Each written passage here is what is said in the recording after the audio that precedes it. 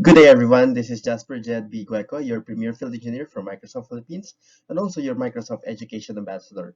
Back again with another Microsoft 365 tips and tricks.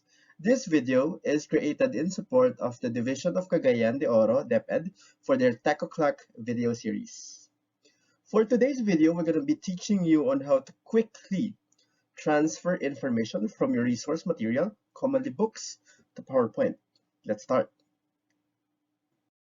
All you need to have is your smartphone, your laptop device, Microsoft 365 or Office 365 subscription, because we're going to be using OneNote, OneDrive, and PowerPoint. So I have here my phone and I'm going to be opening my OneNote, which essentially saves my notebook on OneDrive. So when I click on it, okay, I'm going to be seeing my notebooks inside my OneNote. So I have here one of my notebook and I have here my Philippine history section. Inside my Philippine history section, there's the Malolos Constitution. And as a resource material, I have my Kasaysayan book, The History of the Filipino People. And from here, I'm going to be taking photo of the Malolos Constitution part of it.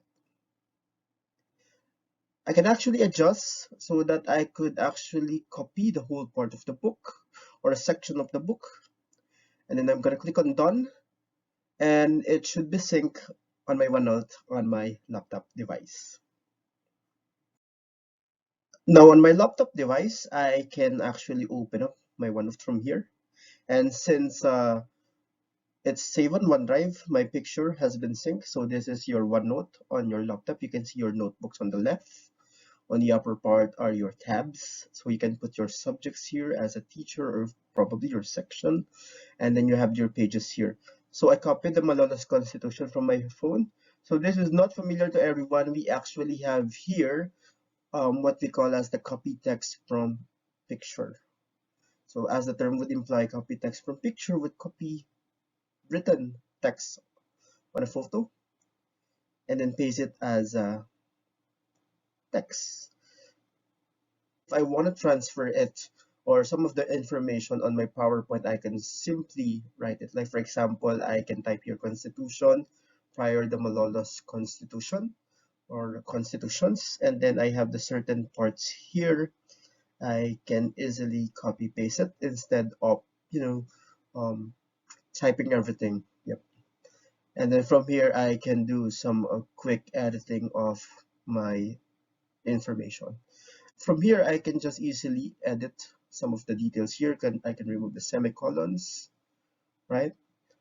And I can actually delete the words the from the constitution. So instead of me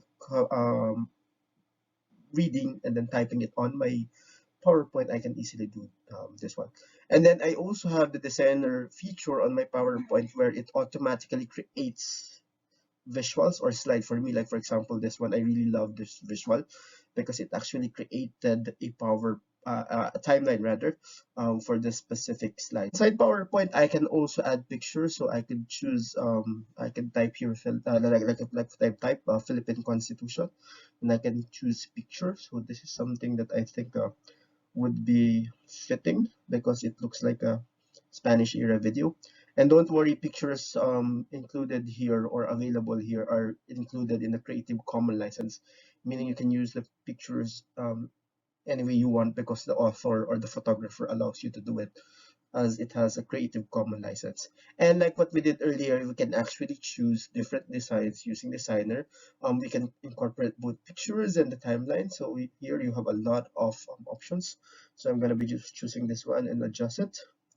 And since we already have first topic on this PowerPoint presentation, probably we can create, a cover page for our PowerPoint. And of course, do not forget to give credits to the author. Like for example, here it's written by Andres Narvasa. So and then I could actually search in pictures about the Malolos Constitution. As you would notice, this picture is kind of legit because it has pictures of the people in that constitution, and we actually have a picture of President Aguinaldo. And then we can also select using designers. Still, we can select a slide that can be created for us. So you can choose a slide which is compatible with the format that you've created earlier. So there you go. This is how you put information from books to PowerPoint. Thank you very much and see you on the next video.